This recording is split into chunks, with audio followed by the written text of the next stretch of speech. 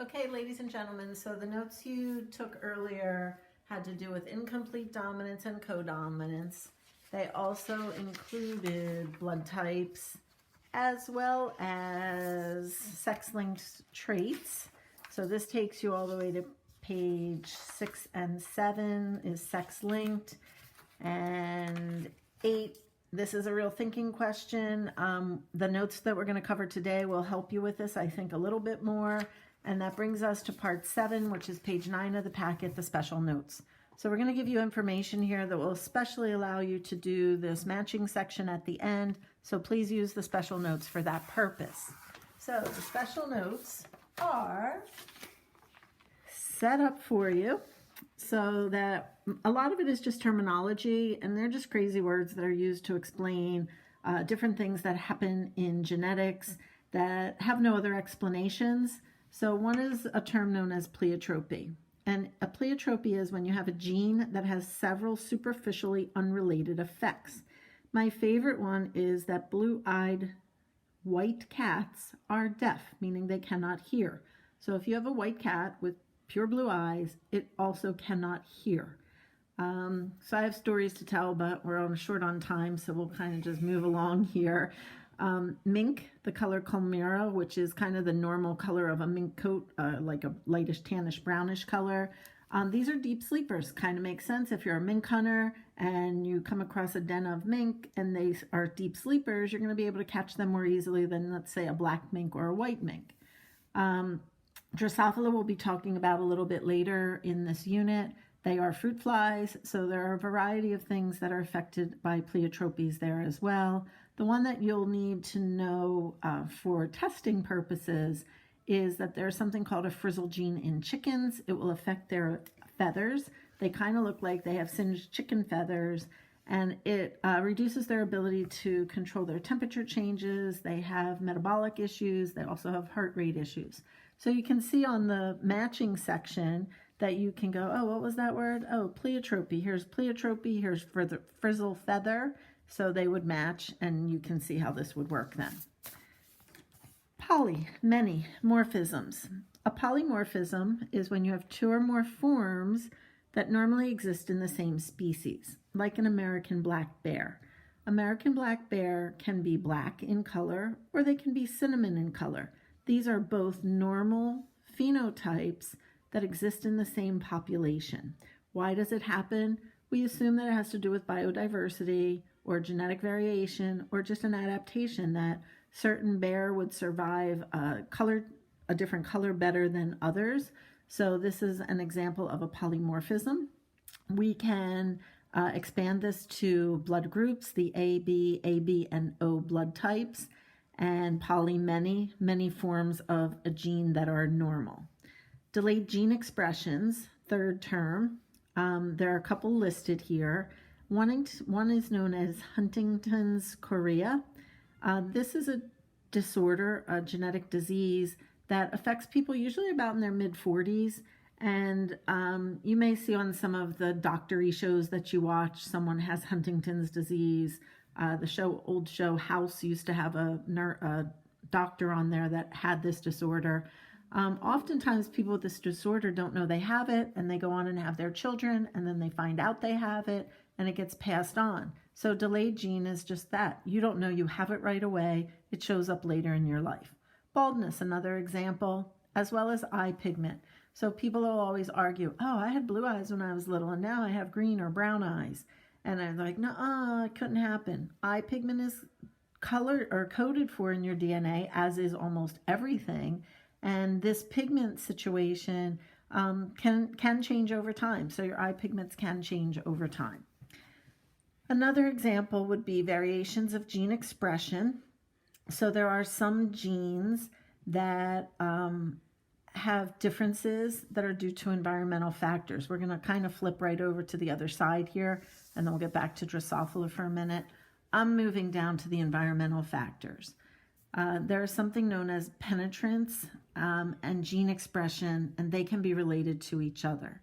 So there are a lot of genes that Drosophila, the fruit fly, have again that are based on temperature. We know that enzymes can denature or change or be activated or inactivated in specific temperatures. So we believe that this has a lot to do with, in some cases, how the phenotype, what we physically see, shows up. Our best example here is in corn. There is a type of corn plant called a sun red plant. The kernels of that corn that get exposed to sunlight are going to be red in color, and where there is no sunlight, they're going to remain green in color. A human example of this is called Xeroderma pigmentosum. These are sometimes called children of the night. These are children that you have a baby, it's born normal, happy, healthy, and you take it out for a walk on a beautiful sunny day in the spring, and you bring the baby back in the house, and all of a sudden it has these blisters showing up on the body. You run to the hospital really quickly, and they are like, what did you do to this child? You must have been abusing it or something. And they come to find that it's actually a genetic condition called Xeroderma pigmentosum, where the environment of the UV radiation of the sun causes the skin to actually blister. It is a condition that is genetic. It's passed from parents to offspring, but it is also recessive, so you may not know you carry this gene, but you can pass it on to your babies. So back to the corn, I guess here we have temperature and sun exposure can affect the phenotypes of some plants.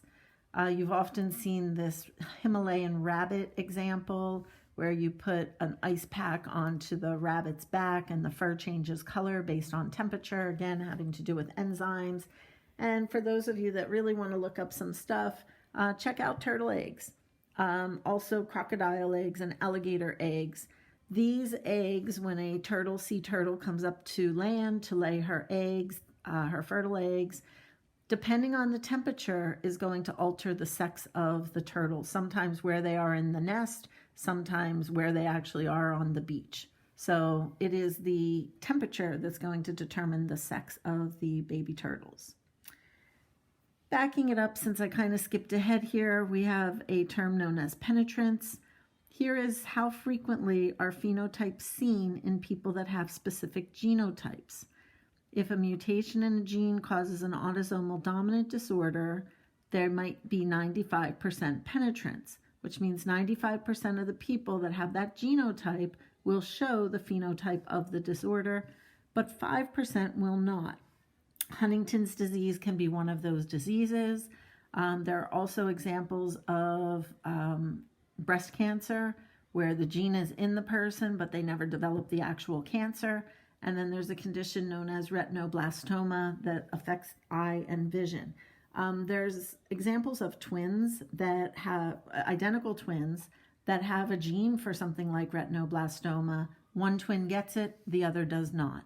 So it has to do with penetrance. They happen to be the lucky 5% that do not show the phenotype of the genotype of the actual letters or genes that they're carrying. It can, though, be passed on to their offspring. Flip side of this,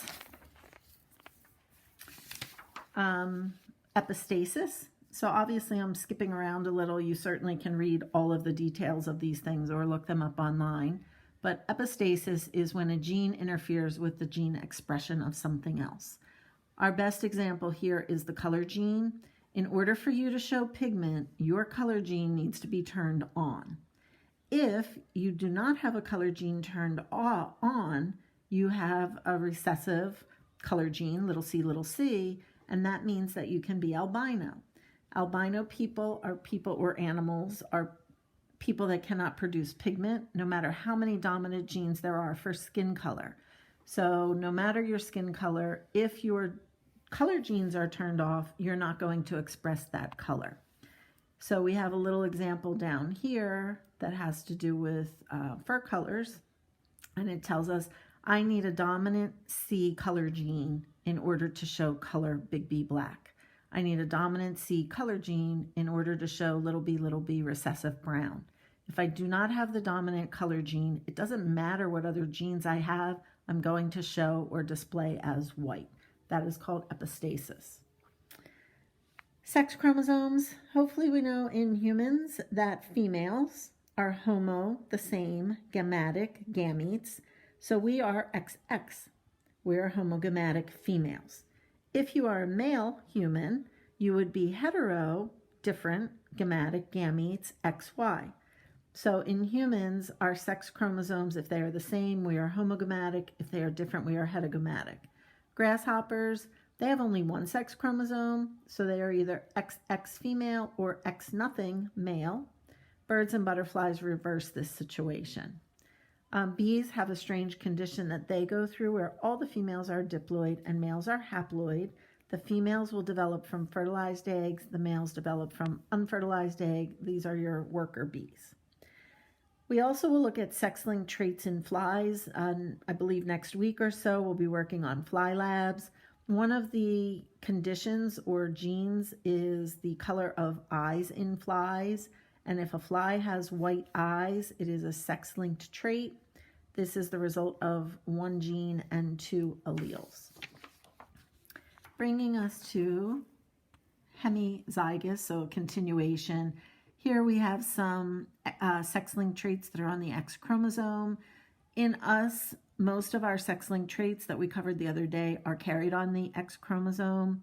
The male Y chromosome has about 18 genes on it. It does have some genes that can be linked, but again, such a few number of genes that we usually don't have the time to look into those conditions.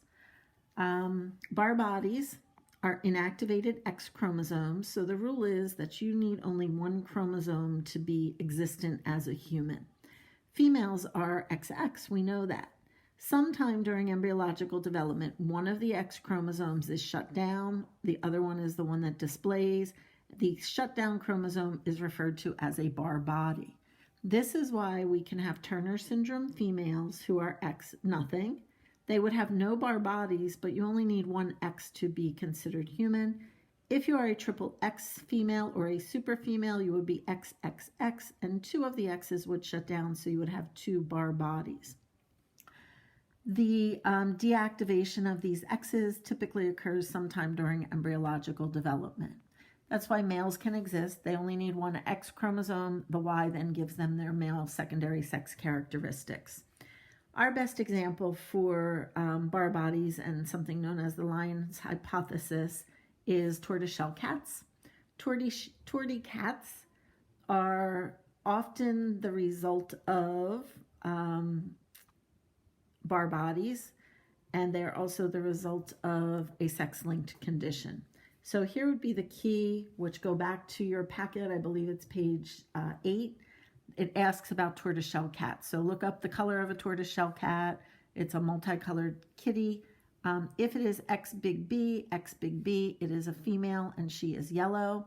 X big B, X little b is a tortoiseshell female cat.